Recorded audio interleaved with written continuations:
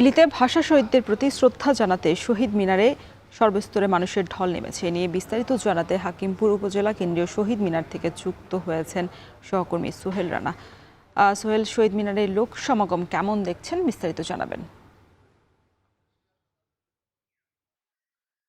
রোশন, ধীরে ধীরে কিন্তু শহীদ মিনারের যে লোক সমাগম সেটি কিন্তু কমছে, কারণ ২১-এর যে প্রথম প্রহর, সেই প্রথম প্রহর থেকে প্রায় আমরা দেখেছি সকাল ১১টা পর্যন্ত এই যে কেন্দ্রীয় যে শহীদ মিনার রয়েছে উপজেলা চত্বরে, সেই শহীদ মিনারে নানা শ্রেণী পেশার মানুষ কিন্তু এই যে আন্তর্জাতিক মাতৃভাষা দিবসে ভাষা শহীদদের প্রতি শ্রদ্ধা নিবেদন করেছেন। তারা, আমরা দেখেছি এখানে যে নিরাপত্তা ব্যবস্থা সেটি বেশ জোরদার করা হয়েছে।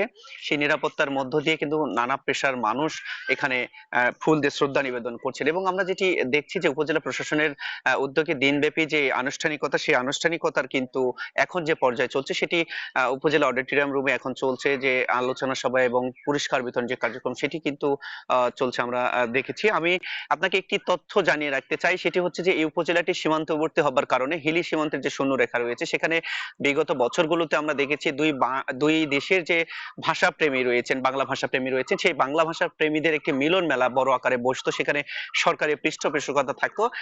সেই যে ভাষা প্রেমীদের মিলন মেলা সেটি ৪ বছর ধরে বন্ধ রয়েছে, সেটি আইনি জটিলতার কারণে। সেটি সরকারের পক্ষ থেকে উদ্যোগ নিয়ে আবারও যদি চালু করা যায়, সেক্ষেত্রে দুই দেশের ভাষাপ্রেমীরা একসাথে শ্রদ্ধা নিবেদন করতে পারবেন ভাষা শহীদদের প্রতি। রোশন।